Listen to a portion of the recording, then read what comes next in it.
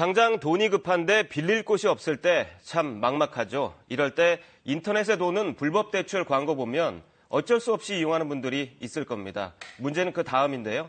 더 큰 피해로 이어질 수가 있습니다. 불법 대출 수법과 피해를 막을 방법, 한국금융복지정책연구소 박원주 대표와 지금부터 알아보겠습니다. 어서 오십시오. 안녕하세요. 네, 이 최근에 정책금융상품 사칭하는 불법 대출, 이게 문자로도 꽤 많이 오더라고요. 이게 성행하고 있다면서요? 네, 맞습니다.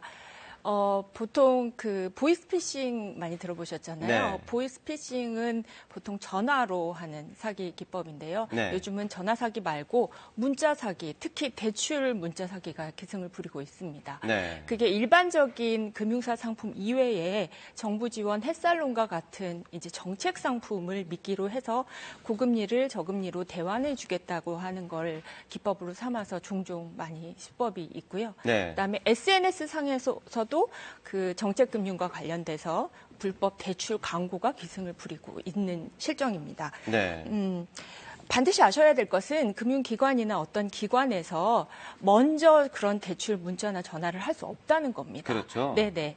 그러니까 자신이 필요해서 대출을 먼저 신청했으면 모를까 먼저 대출 영업하는 거는 일단 의심부터 하셔야 되고요. 네. 그런 부분이 많이 성향을 하고 있으니까 소비자 스스로 주의를 기울일 필요가 있을 것 같습니다. 말씀하신 대로 먼저 돈 빌려주겠다고 나서는 곳은 없다는 점 시청자분들 네, 다시 기억하셔야 될 것 같고요. 최근에 이 청소년과 대학생들이 SNS 같은 온라인을 통해서 받는 소액대출 저희가 전해드린 적이 한 번 있는데 네. 대리입금 이것도 여전하다고요. 네네.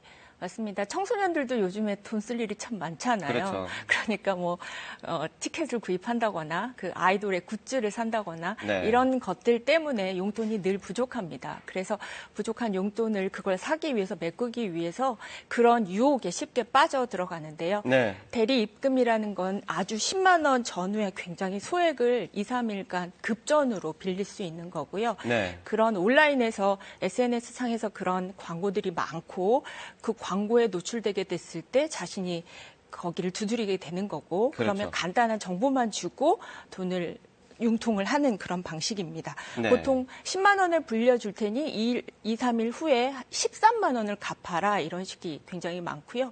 그러면 엄청난 이자를 그렇죠. 묻는 금리를 거잖아요. 따지면 엄청난 네네네. 금리죠. 지금 네. 이자 제한법에 따르면 법정 최고금리가 24%인데 그거를 훨씬 뛰어넘어서 수백 배의 높은 이자를 매기는 거고요. 네. 만약에 그걸 제대로 갚지 못한다고 한다면 또 연체료도 부과하는 등 굉장히 문제가 많이 되고 있고요.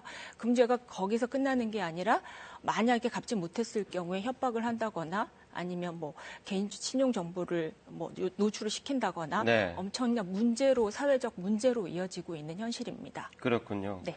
이 대리 입금 외에 청년들 노리는 불법 대출이 또 있다는데 이게 이름이 좀 특이해요. 네. 어떻게 읽어야 될지 모르겠네요. 네. 내구재 대출입니까? 내구재 대출입니까? 이건 뭔가요?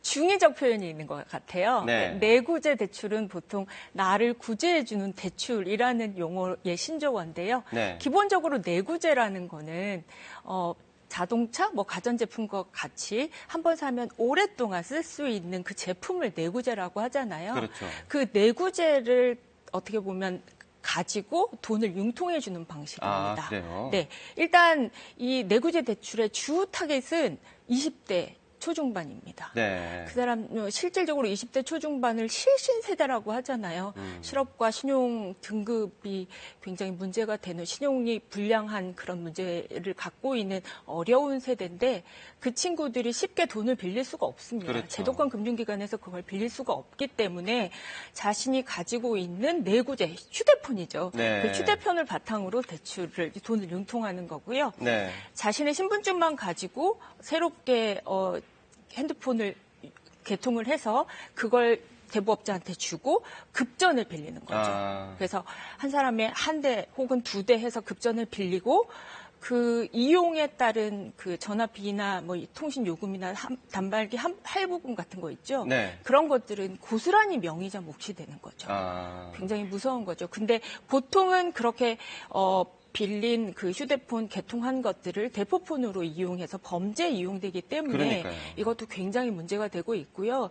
그렇게 됐을 경우에 이제 악순환이 계속 반복될 수밖에 없는 그런 상황입니다. 네.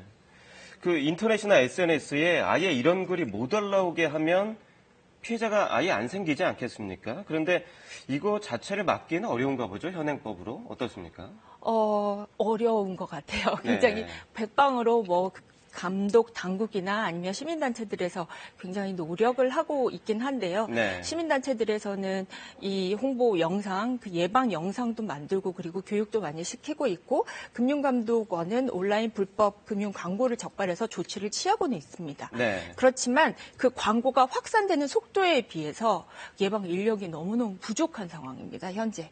그렇죠. 네네. 그래서 올라온 뒤에 대처할 수밖에 없기 네, 때문에 네, 그렇군요. 네, 네. 내년에 금감원이 그 AI를 동원해서 불법 대출 광고를 막겠다고 일단 계획은 내놨는데요. 네. 그게 실효성이 있을지는 두고 봐야 될 것 같습니다.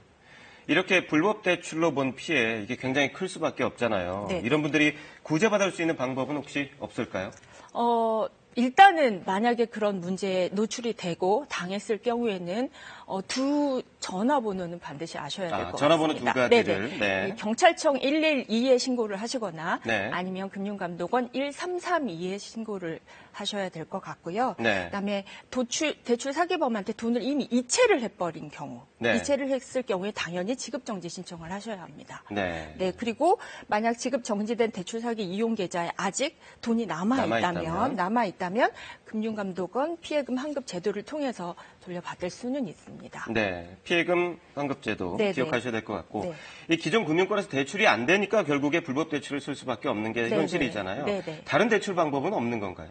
안타깝게도 마땅한 방법이 없는 거 아닌가라는 생각이 드는데요. 네. 일단은 우리나라는 대출 시스템이 크게 양극화가 되어 있는 것 같습니다. 네. 첫 번째 돈을 빌릴 수 있는 사람, 즉 신용 등급이 높은 사람은 비교적 저렴한 금리로 돈을 빌릴 수가 있는 거고요. 네. 그렇지 않고 이제 신용 등급이 낮은 사람들은 높은 금리로 돈을 빌릴 수밖에 없죠. 네. 그래서 중금리 시장이 없습니다. 그래서 결국에는 정부에서 정책적으로 노력하고 있지만 이 네네. 중금리 시장을 얼마나 활성화하느냐 이 네. 부분이 네. 핵심이 될 것 같군요. 네, 맞습니다. 오늘 설명 여기까지 듣겠습니다. 네, 고맙습니다. 감사합니다.